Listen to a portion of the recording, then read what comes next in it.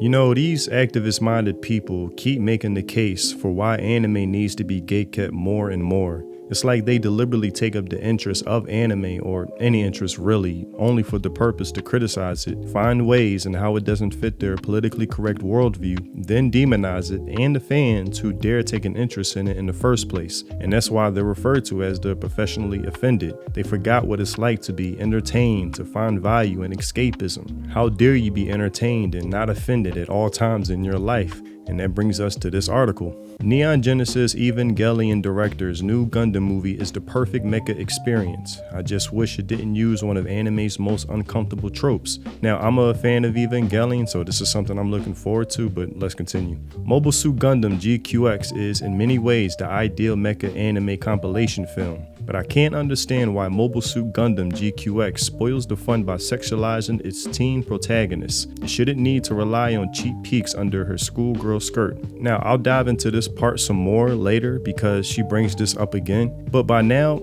I just don't understand how people still get upset about this. Fan service is a part of anime, so if you don't like it, why choose to still watch it, knowing the probability is high that it will occur whenever you watch anime? You're almost asking to be upset at this point. That's like me watching a Tarantino film, then get upset when there's blood splattering everywhere during a sword or gunfight scene. That's a trope that Tarantino is known for, so that's kind of on me at this point. GQX is the series' first major collaboration between Neon Genesis Evangelion creator Hideaki Anno's, I suck with Japanese names, Kahara Studio, and Bandai Namco Sunrise, a crossing of dreams. The alternate universe movie follows Machu, a high schooler with pink hair and a natural ability to command the fearsome mobile suit GQX. Her philosophical angst is fresh and relevant, reminding me of my own ennui existing in a society where billionaires romanticize Mars. Yo, are you serious? And the world seemingly has little regard for women's safety. Oh my God, I can't believe she went. I can't believe she went there. Like, she's so on the nose with it. Understand what I mean when I say activist-minded people. These people are so deranged, underdeveloped, socially conditioned that they are incapable of perceiving the world outside of a political lens. That goes for entertainment, video games, any type of fiction. It doesn't matter. They always find a way to map on their modern reality onto fiction. It's a trained reflex for them. And I'm sure you all know who she's referring to about the billionaires romanticizing Mars. And of course, the women's safety remark. That's always like top 5 tactics for activists. These are the same people I refer to in my Free Run is Problematic video. The same activist-minded people, they never quit. I love Machu for her ambition. Ultimately, she's an unabashedly girly genius who modernizes the Gundam franchise by being one of its few female protagonists with dimension. And this is how activists qualify entertainment, stories, or characters of any sort. They only care about the surface level identity. They see if the character is a first of this, to be of that, to be in this certain role. At a certain point, to me, it's just exhausting of constantly trying to break down and fragment a character's identity to label them a first of something to be in a role. It's totally redundant at this point. But despite both the characters and the film's impressiveness, I just can't get over the fact that in GQX, much like Evangelion treats its own female characters, Machu is mercilessly sexualized. Welcome to anime. Right after we see Machu's face in GQX, we see her underwear. The high schooler is introduced in a handstand position surrounded by a crowd of classmates, squealing about her panties. Guys, get your heads out of the gutter. From this early moment in the film, I felt my guard go up, making it impossible to savor any of the intriguing moments that were to follow. You know what, then just leave the theater, like it's that simple. Let me be clear, it doesn't matter which age Machu is portrayed as. It could be a girl in her 50s and her reaction would be all the same. It doesn't matter, because probably the top thing that activists hate are feminine, beautiful, attractive female characters. They despise them, all because they attract the male gaze. They treat it like it's the boogeyman. They treat it like demons that haunt guts and berserk every night. That's how they perceive the male gaze. Hypersexualizing young girls is one of anime's most pervasive tropes, and it's as revolting as a wound that won't close. No, it's not. She must be insufferable to be around.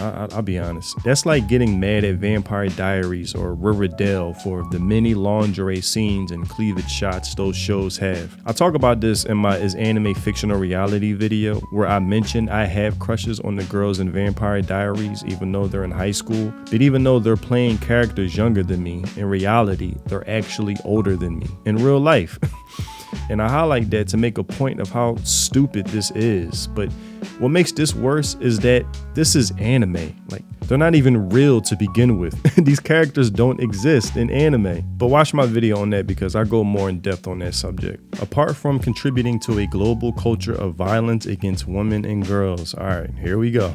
I always mention how this is a common top 5 tactic for these activists to use. From the United Nations using the same rhetoric to censor anime and manga, to game journalists or journalists of any kind. They did this with Stella Blade, where having an attractive female lead saying this will contribute to violence against women. And of course they don't specify, but keep it vague to where violence can mean anything to fit their narrative, but the word itself they can rely on to guilt trip weak-minded people to join them in condemning whatever medium it is of that day. It's like they're all part of the same chat group, sending a mass text out to one another of the same talking points. And suspiciously, side note, over the past 2 weeks, the rhetoric in accusing Japan of some of the worst crimes has accelerated like crazy, just pushed by these random accounts. And it all started after Japan stopped funding the United Nations, specifically that one group that was trying to censor anime and manga. But I'm making a video on that, so stay tuned for that. But continuing. Legendary but lecturous anime like Evangelion also makes it impossible for me as a female audience member to legitimately connect with a female character. Nobody's forcing you to watch this. Relax.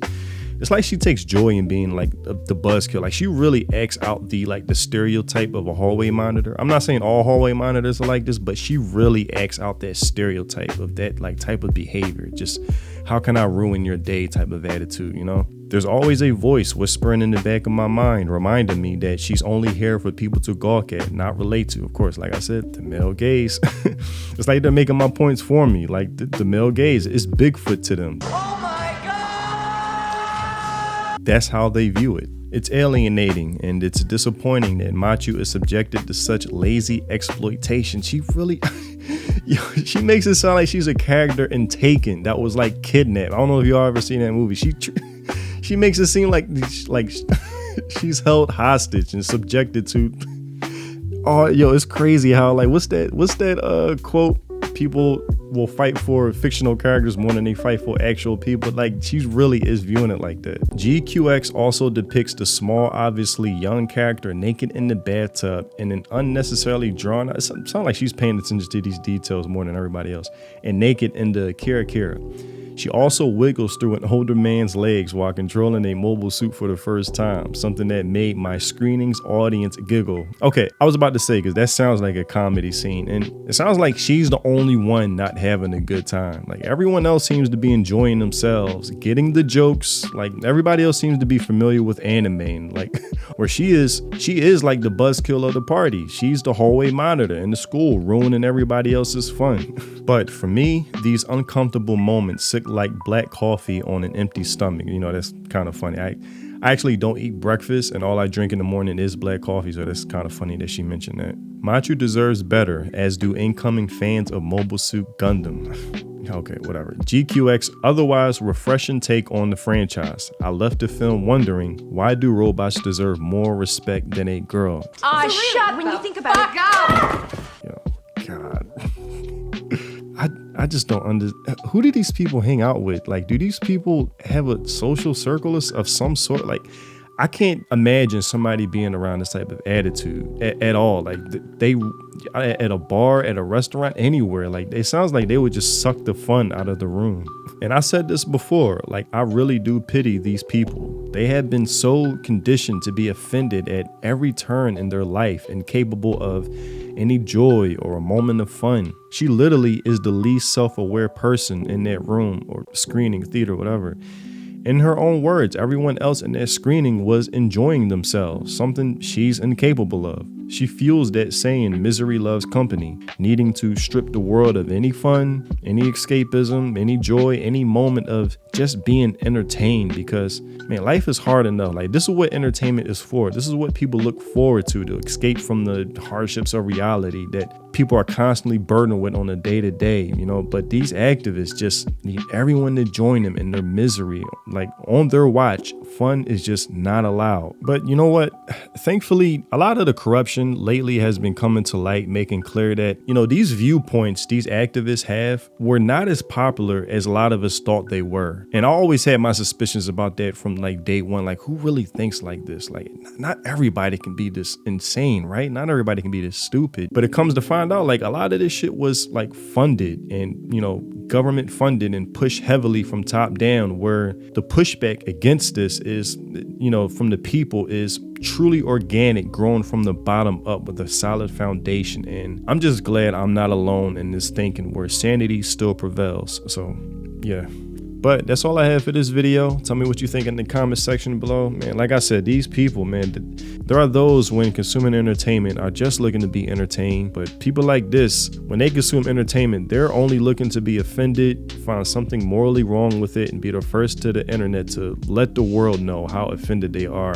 But luckily, people are like, you know, turning a blind eye and just be like, all right, that's just noise nowadays, whatever. We heard it all for the past decade or so, and it's just noise at this time. So I'm just glad more people are just realizing that. So if you haven't already, check out my music on Spotify, link in the description. If you love those Samurai Champloo, lo-fi Miller boom bap vibes, then my music is definitely for you. Thanks for watching, and I'll see you in the next video.